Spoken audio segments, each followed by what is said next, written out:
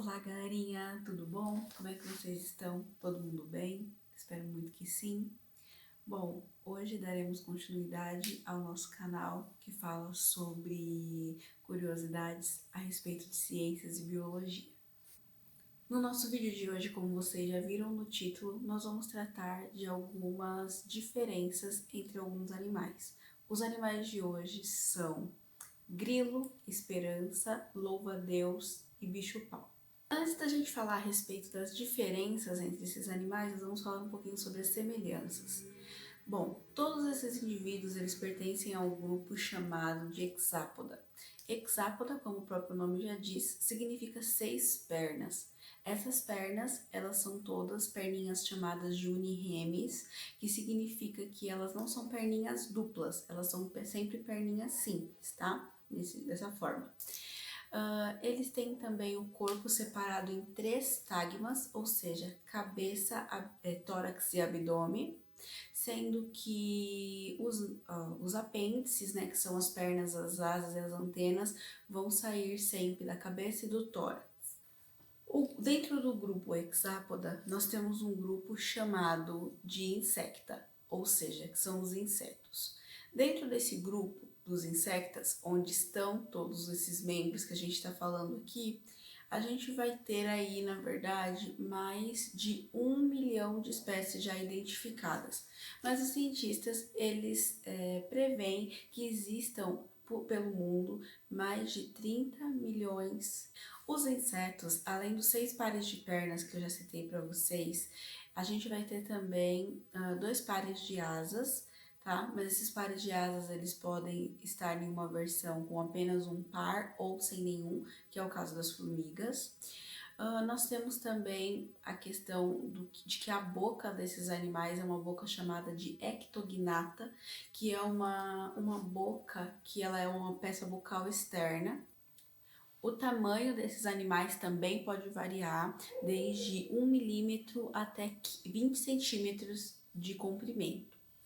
Os insetos, eles são adaptados para viver em várias partes do mundo, mas eles preferem viver, né? Eles vivem, na verdade, na sua maior incidência em florestas tropicais. Ok, então agora vamos ao momento de divisão, né? De diferenciação desses indivíduos. Bom, a primeira diferenciação é grilos, esperanças e gafanhotos, eles possuem pernas que a gente chama de pernas saltadoras, ou seja, são pernas que permitem o impulso, são pernas que permitem o saltar, tá? O que não acontece com o bicho-pau e com o louva-a-Deus. Começando então pela esperança. A esperança, ela é muito parecida com uma folha.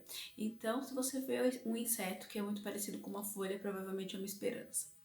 A esperança, ela tem também como característica, além de ser muito parecida com uma folha, se camuflar muito fácil no ambiente, né, com folhas e também com líquens. A esperança, ela possui antenas que ficam para a parte superior da cabeça, e essas antenas têm aproximadamente o tamanho da esperança.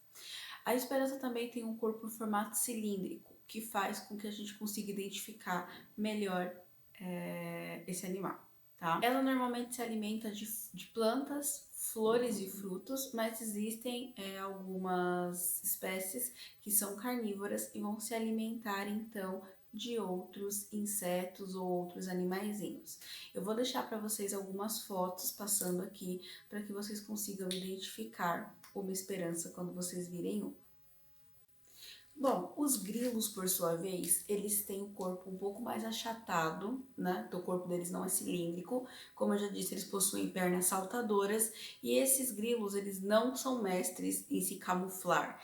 Esses grilos, eles vivem normalmente escondidos, eles se escondem quando eles são sujeitos ao perigo. Então, a camuflagem não é o ponto estratégico deles. Os grilos, eles possuem antenas bem mais longas e eles possuem pernas bem mais curvadas que facilitam o pulo, facilitam o salto. O grilo possui cores escuras, como por exemplo o marrom, o cinza e o preto.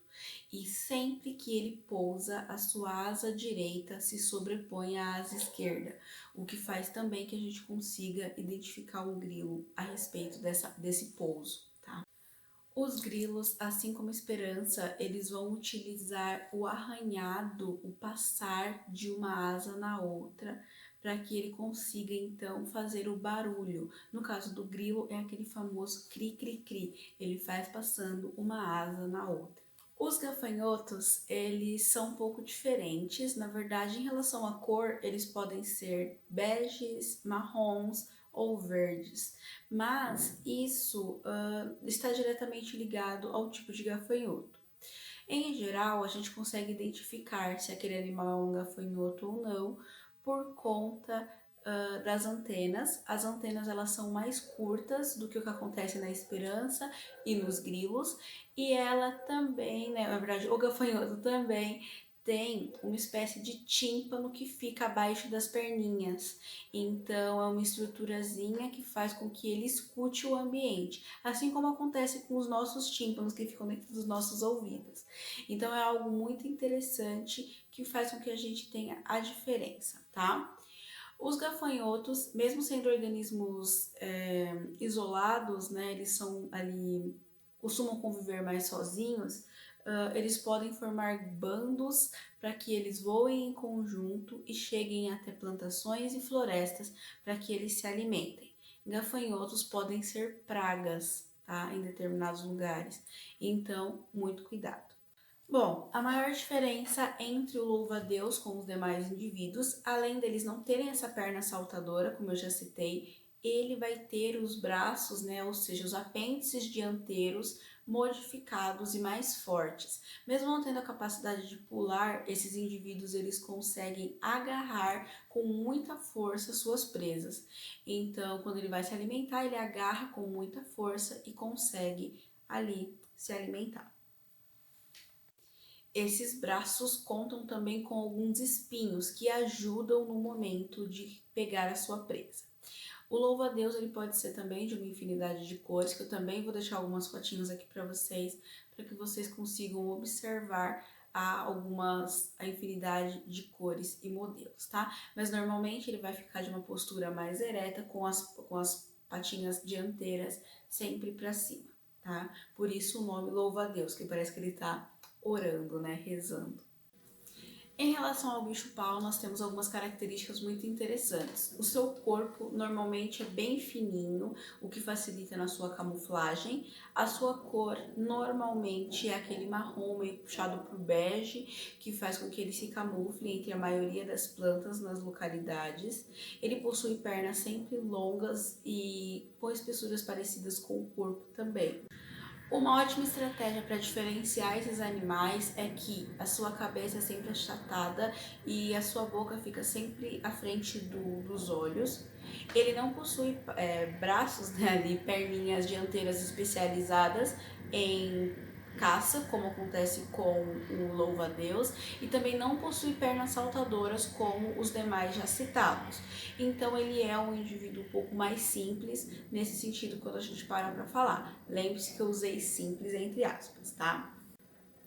Espero que vocês tenham gostado desse vídeo de hoje. Caso vocês queiram alguma outra temática, podem sugerir aqui nos comentários que eu vou falar com vocês a respeito disso. Muito obrigada por assistir até aqui. Fiquem bem e até mais. Beijinhos!